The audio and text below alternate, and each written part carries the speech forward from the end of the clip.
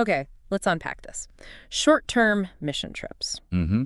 You've probably heard the common question, right? Are they truly a help, or are they just, you know, sort of glorified tourism? Yeah, that's the big one. It comes up a lot. And for you out there listening, maybe wondering if these trips actually make a difference. And wanting to understand the complexities. Yeah, without getting lost in endless debates. Well, you're in the right place. It's fascinating, though, because before we can even talk about impact, we kind of have to figure out what is a short-term mission exactly. Right.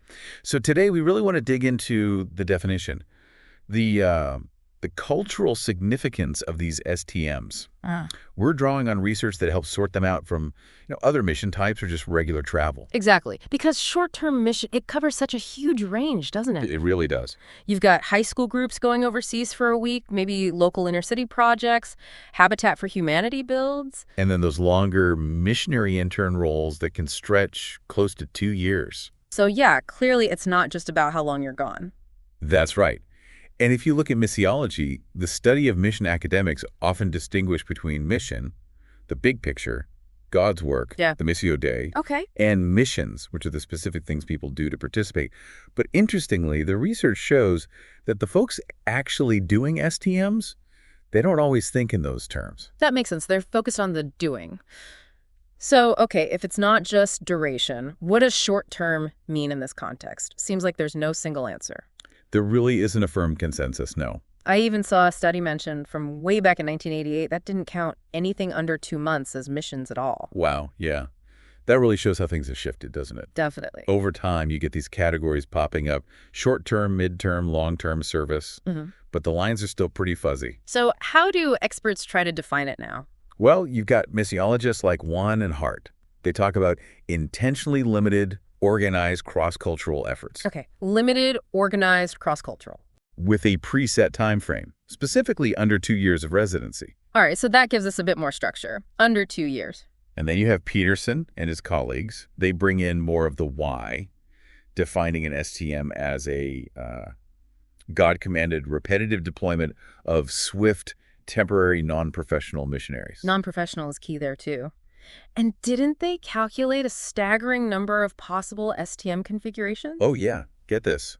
Over 777 million potential ways an SPM could be set up. Whoa, okay, so faced with that kind of variety, Yeah. how did the research approach it? Well, that's what's insightful. Instead of getting bogged down trying to pin down one definition based on time or what people did, Right. the research we're looking at focused on how people actually experience these trips. More about the social connections, the cultural context, not just the itinerary. That makes a lot of sense. It gets closer to the human side of it. Now, Yeah. the research also brings up this comparison with vacation travel. And I can imagine that might make some STM participants a bit uncomfortable. You're absolutely right. And the research definitely acknowledges that sensitivity. People often react against the term Christian tourism. Yeah, it sounds critical, like it's superficial or just about making the traveler feel good. Exactly. But the point of the comparison in this research isn't to dismiss STMs. It's more about using tourism as a lens to understand the cultural side of travel narratives generally. STMs are a specific kind of cultural travel with their own stories and meanings wrapped up in them. Okay, I see. So it's an analytical tool, not a judgment. Let's get into that then short-term mission view through the lens of tourism. Right. And the research gives some really vivid examples of people pushing back hard against that tourist label. Like the pastor, the one taking a group to Kolkata. Yeah, wanting the hardest place. Yeah. Because it had to be real ministry, not just a vacation. That really sets a tone, doesn't it? It absolutely does. And you see it elsewhere, too. Like the college student. She went on one trip to the Caribbean and was actually disappointed because it felt too much like a vacation. Compared to Africa, where she felt she could really make a difference. Exactly. And the businessman going to Wales, he really stressed all the preparation involved, how different it was from just packing a bag for a holiday or even a business trip. And that high school student, Jeannie, her quote was quite poignant, wanting to see what it's really like, but not like a tourist. Not like we'll just be staring at them. Yeah. That fear of being just a gawker, a passive observer, seems really key.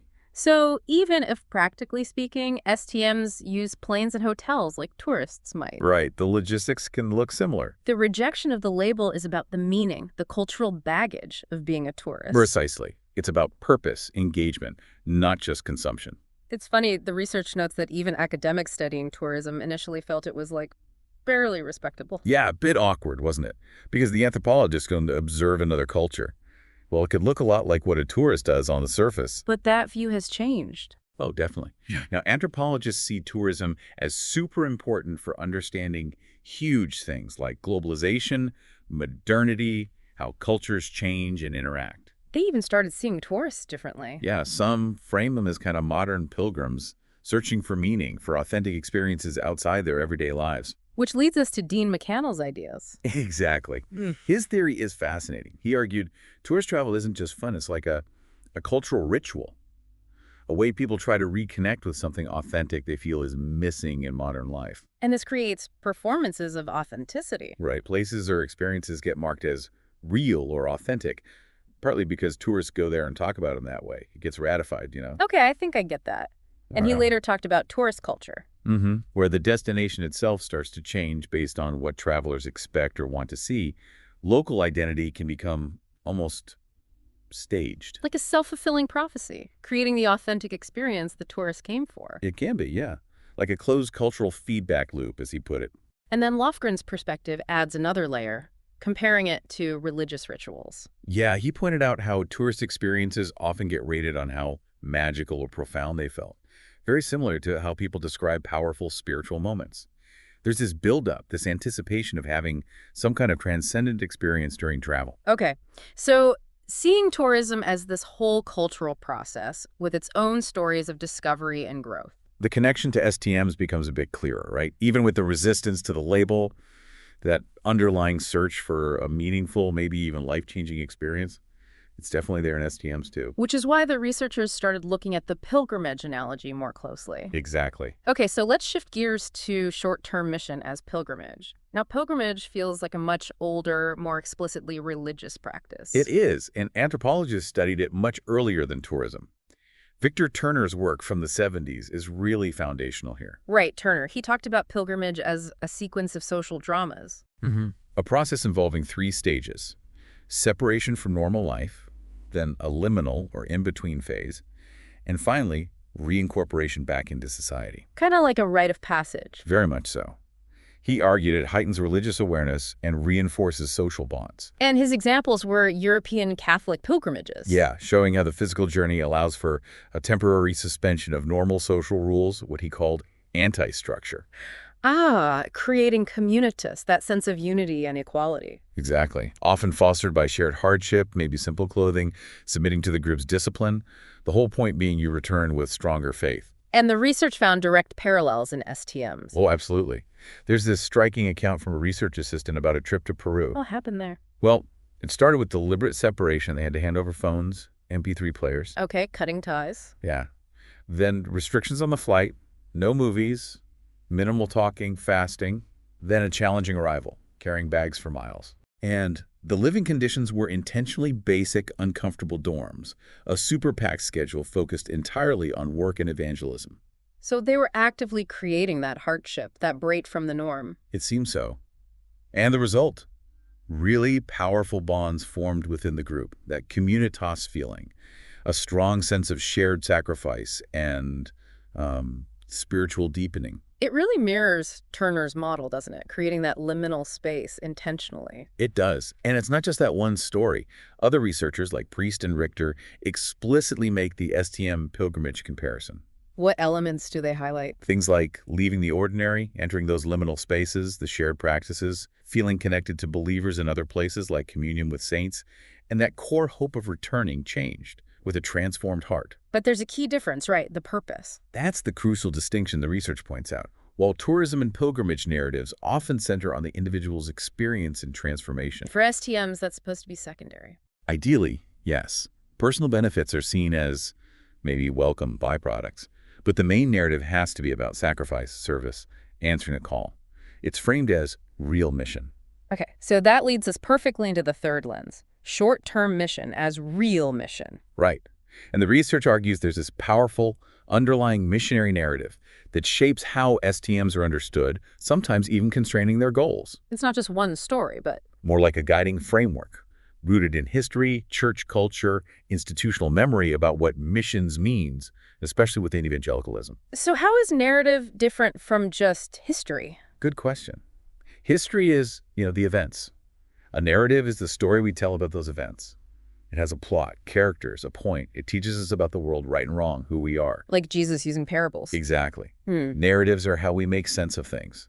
And they're everywhere in our culture. And for many Christians involved in STMs, this specific missionary narrative is key to understanding their faith, their community, and the trip itself. Definitely. It often draws heavily on the Great Commission in Matthew's Gospel. Go, therefore, and make disciples of all nations. Right, that core idea. Go, make disciples, baptize, implicitly cross-culturally to all nations.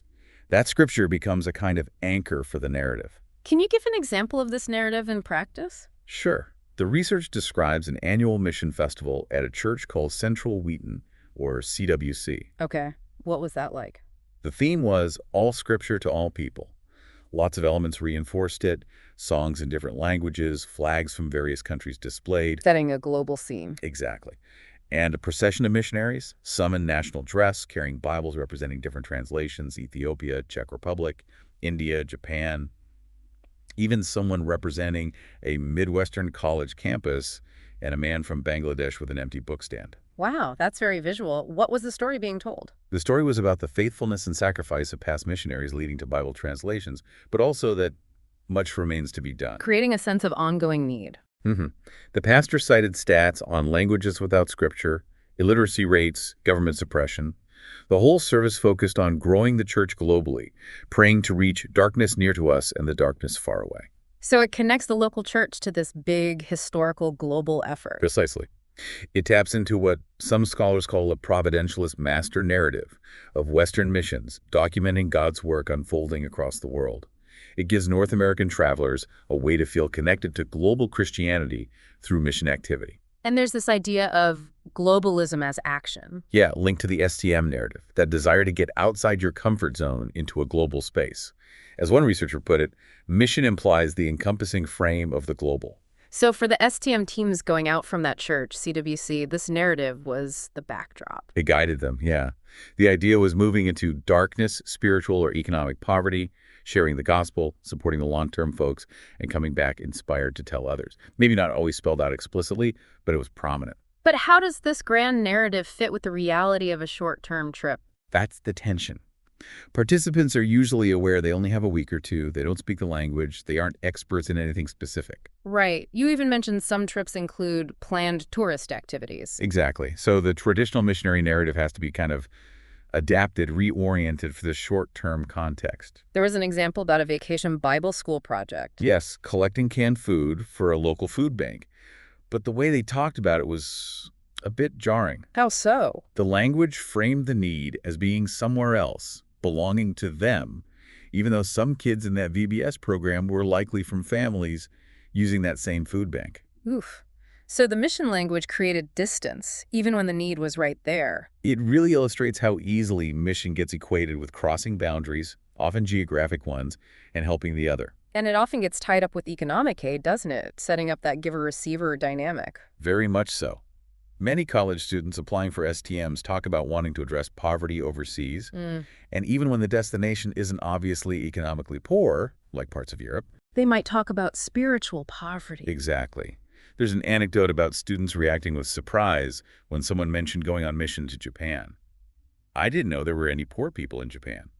It shows how strong that poverty mission link can be. And addressing poverty, maybe through simple construction or service projects, fits the STM model because it might not require deep language skills or expertise. Right. It fits the narrative of meeting spiritual, emotional, and physical needs, and it's something tangible a short-term team feels they can do. This brings us to that really powerful story about Lauren in Ecuador. Yeah, from Lynn Hart's study of high school STMs. It's quite revealing. Remind us what happened. Lauren encountered a young boy who gave her some fruit. Because of the context of the mission trip and her assumptions, she interpreted this through a narrative of extreme poverty. She saw him as desperately needy, giving her all that he had. Yes, she connected it directly to the Bible story of the widow's mite, a huge sacrifice from someone with nothing. But that wasn't the reality. No. Linhart found out later the boy didn't live in a hammock in dire straits. His family lived above a store. The fruit was likely just a customary gesture of courtesy. Wow. So her interpretation was completely shaped by the narrative she brought with her. Exactly. As Linhart concluded, on these quick cross-cultural trips, the visual and experiential aspects dominate how interpretations are made. But it's not just what you see, it's filtered through these pre-existing stories about poverty, service, mission. That makes me think of Hutnick's idea about Calcutta. The idea of it being a cipher. Yeah, kind of blank slate onto which travelers project whatever ideas they already have. Everything you've heard about Calcutta is true, because that's what you expect to see. Precisely. The pre-encounter, what you think before you go, massively shapes the actual experience. So, that pastor wanting to go to Kolkata, the hardest place. His idea might have been heavily influenced by figures like Mother Teresa, maybe films like City of Joy. It fulfilled his narrative need for sacrifice. And this cipher idea applies even to places that aren't Calcutta, like the Dominican Republic trip mentioned. Right. For some on that team, the DR might have been a blank slate. But even for those who'd been before, there was a sense of needing to fit the experience into the mission narrative. They went because God wanted us to meet perceived needs of the poor, with personal growth as a secondary goal. It's like the narrative comes first, and the reality gets interpreted to fit it. It often does. And it's important to stress this way of understanding mission isn't unique to one church or one trip. It has a long history and deep roots. Okay, so wrapping this up, we've seen that just defining short-term mission is surprisingly complicated. It's way more than just how long the trip is. Definitely. And participants really push back against being labeled tourists, even if there are practical overlaps. The pilgrimage analogy helps us see the structure, the quest for meaningful, maybe liminal experiences. But ultimately, this powerful missionary narrative, often focused on global needs, poverty, sharing faith, deeply shapes how these trips are understood, planned, and experienced. Which really leaves us with something to think about, doesn't it? For you listening, how do these different ways of looking at it, tourism, pilgrimage, this real mission narrative, how might they affect how you or people you know see or experience STMs? Yeah, which framework resonates most? What baggage comes with each one? And maybe the final thought, given all these complexities, the definitions, the power of these pre-existing stories, what are the absolute most important things we need to consider if we want short-term missions to be genuinely meaningful and truly impactful? That's the big question, isn't it? Definitely something worth exploring further.